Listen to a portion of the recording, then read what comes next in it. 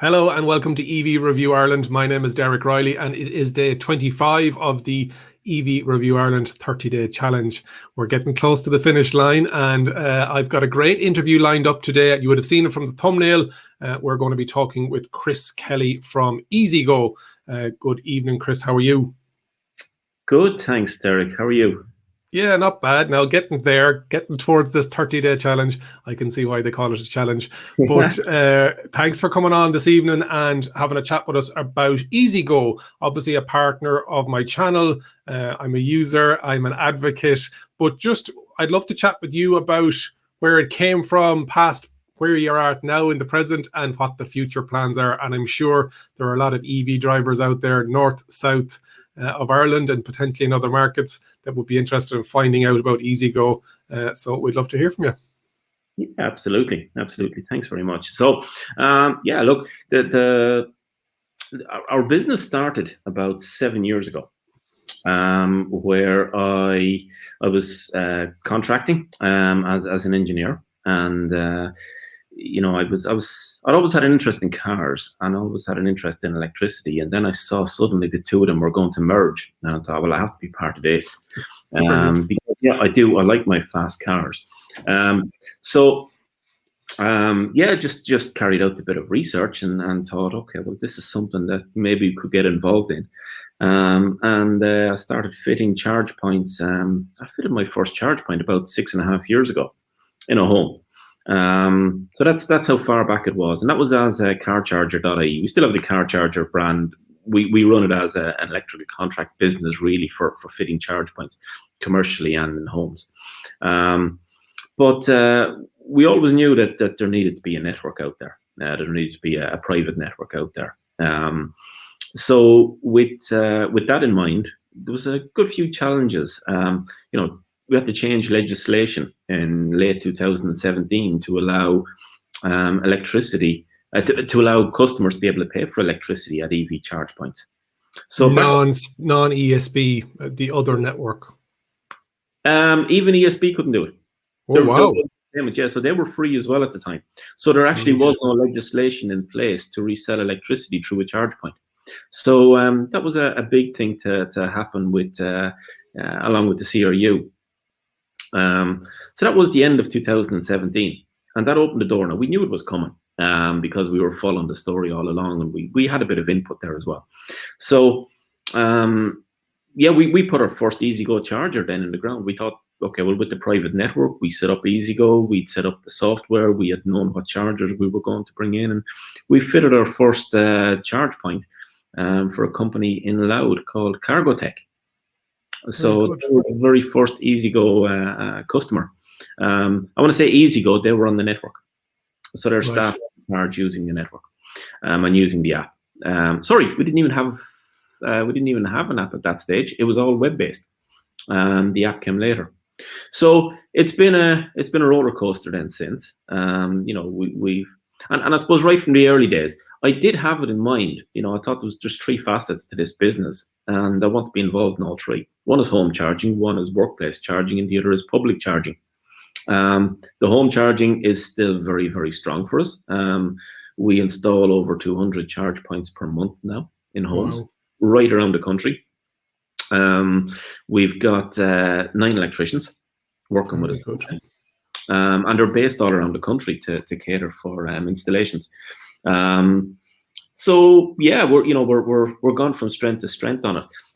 Having the electricians around the country is fantastic for us because they're to respond to EasyGo charger issues. And I know there's going to be some people commenting and saying that yes, there's some chargers out of action for a good while. Why haven't you got to this?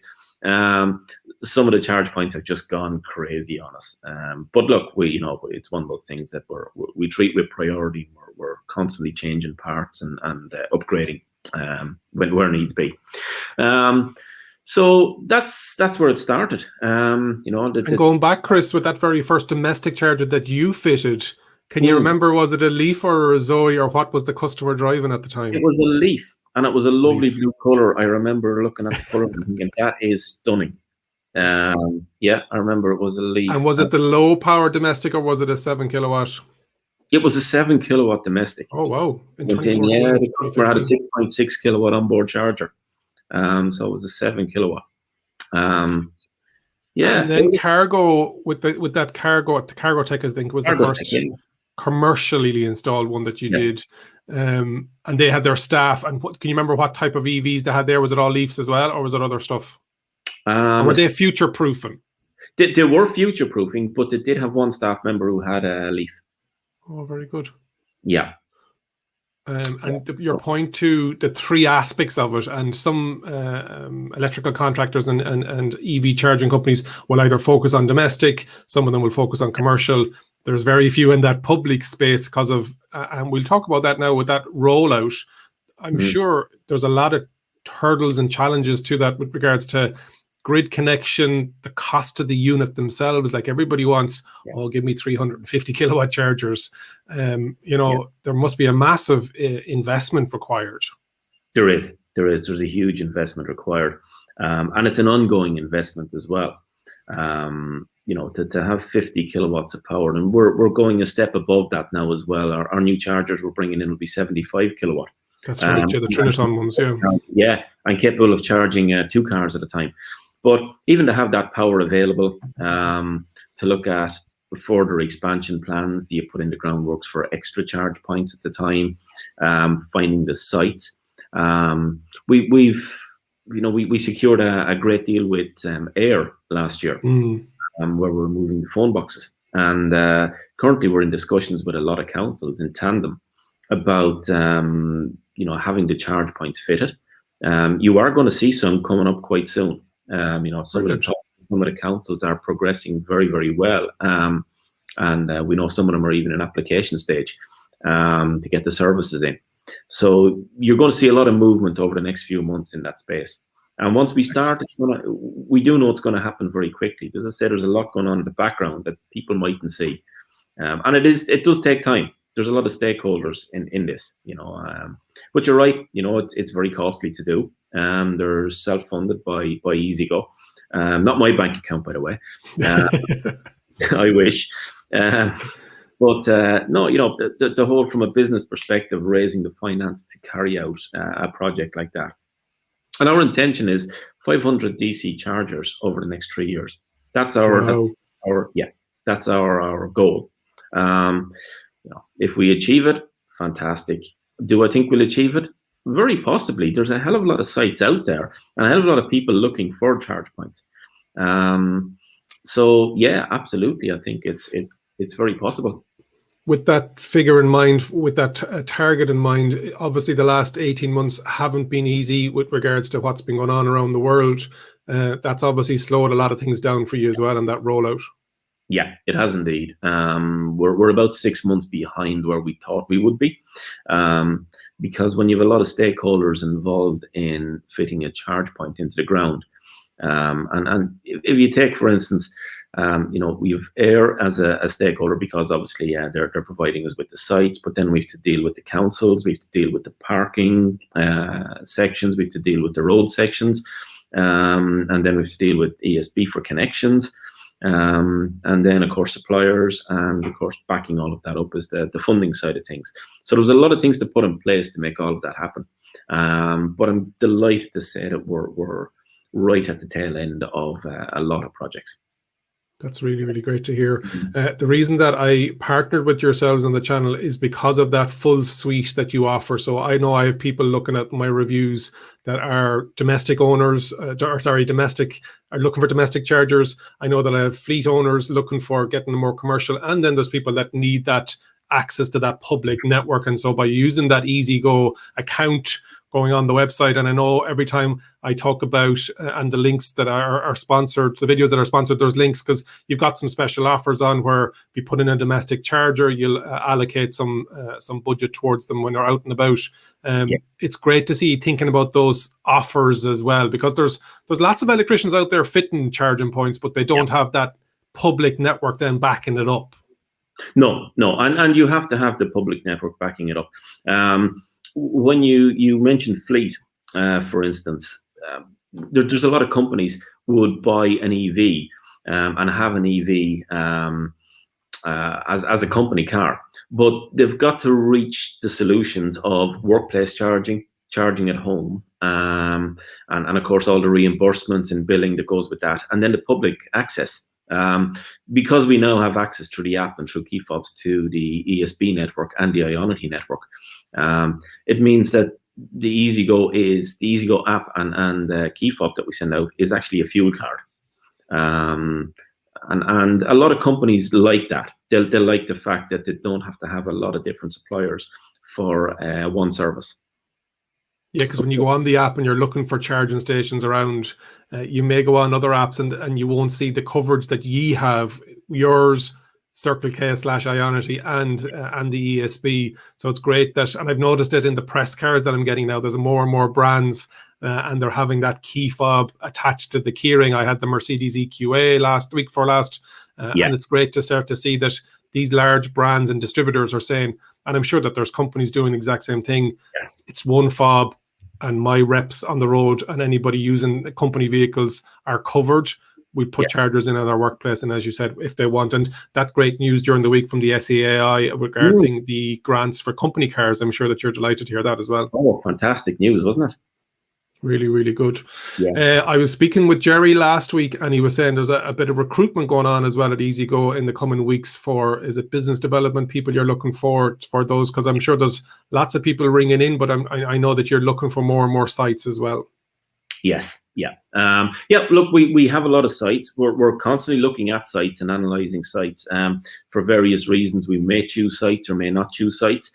But if people have sites out there and they want to inquire, we are fitting DC chargers for free. But of course, we have to run the analysis on the site to make sure that it's going to be viable for everybody. We do run a profit share and some revenue share as well. So those options are there, but we're here to talk with. And you're right, Jerry is there to discuss this with. And you're going to see a lot more staff come on board within EasyGo now in the coming months, and see us expand a lot faster. What I also like about you, Chris, is you're active on social media as well. And sometimes you'll get EV drivers not understanding exactly how the destination charger things work and saying, oh, I can't believe the price I paid for, and I don't think it's that expensive. If you're staying over somewhere and you want to charge, it's much less expensive than petrol or diesel. But just explain to people, if it's a destination charger, you fit them, but then the venue itself sets the prices. Is that right? Yeah, absolutely. The venue typically buy the charge point from us, and they set the pricing. That's typically the way with hotels. So they carry out the capital outlay of having a charge point fitted, which, to be fair, is quite expensive. When there's groundworks involved and things, it's quite an expensive outlay. So we're delighted to see some companies getting involved in that, but they're doing it with no support. There's an accelerated capital allowance scheme for a bit of a tax write-off on it, but that doesn't equate to much. It equates to about 12% of the value of the complete installation, which is not a huge amount when you consider what they put in groundworks and the charger. We operate the charger for them, and they set the price. I know they can change the price at any stage, but we just look after that part of it for them. We operate a similar deal with Lidl. Lidl offer it for free, but that's Lidl's choice. If Lidl wanted to bring billing tomorrow, we can activate billing on the charge points. Not that I'm saying they will. I haven't heard that any plans of them to do it, or from them to do it. But again, the charge point is owned by the site, is owned by others, and we just manage the charging network as per their recommendations and needs. Understand. It's great that Lidl are offering it for free, and I know other supermarkets put them in, but may put a bit of a charge on it, which is totally understandable as well with that capital outlay. It annoys me sometimes when I see the little ones being used to charge and the person isn't going in shopping, and I'd hope that EV drivers would be a bit more conscious of the goodwill that Lidl were given to their customers to put in an EV charger. But listen, that's for them to figure out. On your website, I have it up here on the system. You have a couple of well-known brands, and you've obviously picked and chosen, like the Triniton, like the Wallbox. You know the chargers, because there's plenty cheap chargers out there, but you know the type of chargers that you've worked with over the last couple of years, and the ones that work, and you're very happy with all of those. Yes, absolutely. You've got Wallbox on the screen now. We brought Wallbox into Ireland. Wallbox actually they floated on the stock market last week. Wow. We started with them when they had 30 employees, and we've been over in numerous meetings with them 3-4 years ago, sitting with the owners and directors of the company, having dinner and drinks and discussing like what we're discussing now. Where is business going to go? Where is this EV going to go? They've moved a lot. They've floated. Tritium, same thing in the last few months. They've floated as well. They're a very, very big company. And of course, Etral. They look after our software for us, and the Lidl chargers and a lot of the destination chargers you'll see. They were recently acquired by Landis+Gyr. Wow. Yeah, so there's a lot of movement in this space, and a lot of companies growing very, very fast. But thankfully for us, they're growing into a space which is very, very positive, and it shows that we've backed the right companies in the products that we've got. And it's the fact that you're that long in the market and you've got those relationships with those well-known brands now. I know that somebody reached out to me on social media going, who do you know in Ireland that fits Wallbox? And you're not the only Wallbox fitter, don't get me wrong, but obviously as a partner from the channel, I was able to say, I know that the guys in EasyGo fit Wallboxes, so there's the number, give them a call. So it's big. Again, it's another reason I'm happy to be a partner with yourselves, and hopefully vice versa. Before we wrap up, Chris, what would you be, and the team at EasyGo, what are you most excited about over the coming years? I know you've got a lot of DC plans and a lot of DC sites potentially coming up. What else excites you? Yeah, definitely the DC. You're going to see a lot of movement in the energy space in the coming years. You're going to see a lot of vehicle to grid stuff. I think it's fantastic technology. You're going to see your battery as just as a source of energy wherever you need energy, which I think will be that will be really exciting. That's going to open up a lot of possibilities around the world. I'm excited about the cars. I'd mentioned at the beginning about how passionate I am about the cars themselves. You said fast cars now, Chris, so we'll just clarify that. So there's a couple of, I know all EVs are fast, but I'd say now you're up towards the other end of the scale. Yeah, absolutely. Yeah, the Audi the GT. E-tron, yeah. The one that caught me on launch control. I know the one very much. Yeah. That caught my eye. But you're going to see a lot more vehicles stepping into the fray now, and it's great to see manufacturers moving forward with design as well as with the technology, and looking at taking the leap to going to something special. So I'm looking forward to some of the outlandish cars that are going to arrive in Ireland over the next few years, and hopefully driving some. Very good, and not just from the traditional manufacturers. There's a lot of new players coming into the marketplace from the Far East, but all over the world. I'm sure there's EV startups coming in. Your vehicle to grid or vehicle to load, whatever you want to call it, that's and again another Wallbox solution that I saw on one of the workshops that they did from Spain, where they have that unit that they're able to fit, and it is vehicle to grid. So again, a great partnership to have already, rather than trying to build that relationship. So really, really good. Chris, thank you so much for your time. As always, it's a pleasure working with you.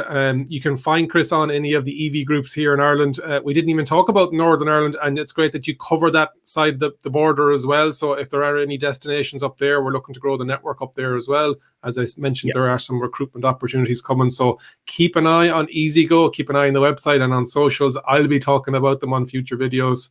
But I really do appreciate your time, Chris. As always, my name is Derek Riley, and if you think an EV is for you, leave it to me and I'll review. Thanks for watching. Thanks, Derek.